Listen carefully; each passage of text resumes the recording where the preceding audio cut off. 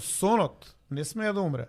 Ако може овој утето со знамење на голема Албанија, ќе имам исто такво, ако не и поголемо право да зборувам за сонот за Република Македонија. Ние не смееме да го заборавиме сонот и тој ќе се согласам скроз, но ние мораме да имаме и други соништа. Јас би да ја видам Македонија кај што имаме $100,000 по глава на жител. Која Република Македонија ќе влезе во Европска унија, автоматски ќе бидат сите три дела во Европска унија. Тогаш останува на силината на културниот идентитет и колку е јак нашиот идентитет, толку и ќе не има. А имаме посебност, имаме уметност, имаме корење. Сакам да те прашам. Имаше Груевски понудено една идеја околу излагањето на од НАТО, но Нова парадигма. но нова парадигма беше тоа, така се Не знам која. Па уште тогаш кога се зачленувавме во НАТО, неговиот предлог беше Македонија да си го врати името, тогаш кога ние ќе станеме равноправна земја членка на НАТО, што и не е далеко Европска унија. Да, и на Европска унија, Ама што тоа не сме уште така. не сме уште на Европска унија.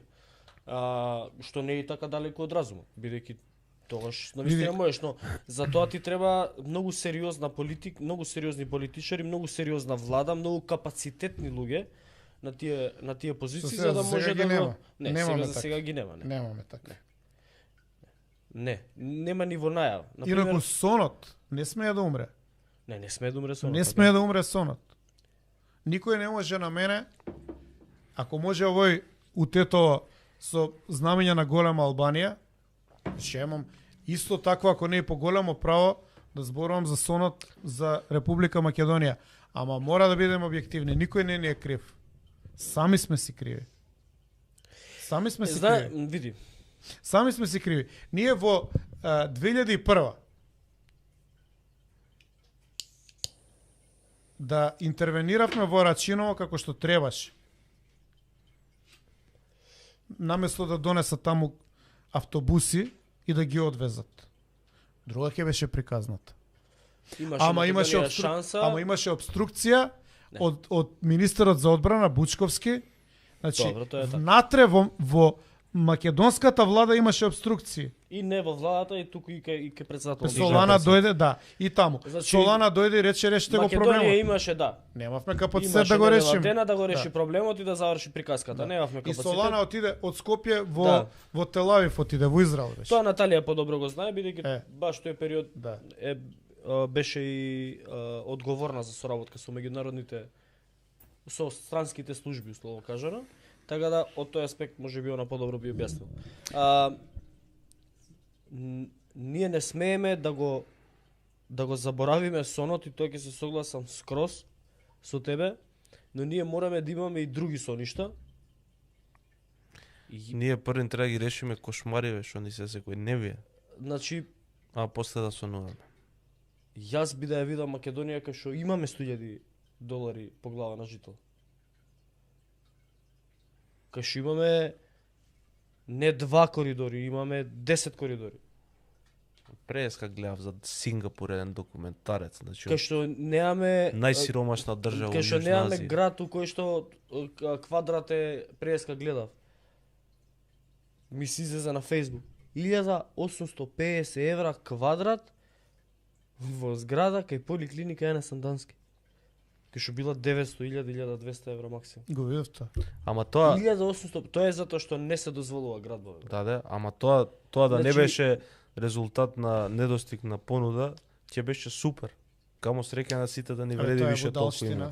Па ти не е тоа будалштина. 100,000 евра, 40 квадратни стан, па го гледав тоа.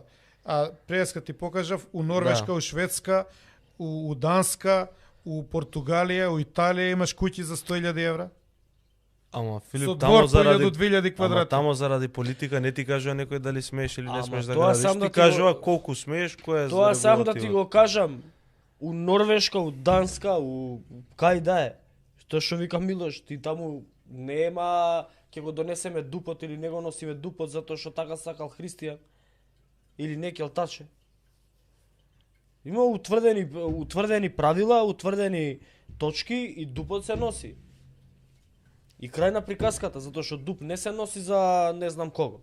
Дуп се носи за мене, за тебе, за него. За општо добро. За општо добро се носи детен урбанистички план. Така. да направиш тераса, да направиш гаража, да не знам, да си направиш нов кров и така натаму и така натаму.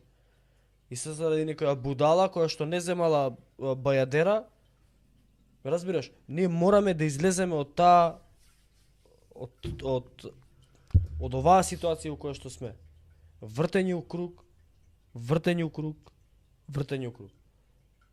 Значи ние немаме ништо поразлично последниве барем 7-8 години. Ништо. Не.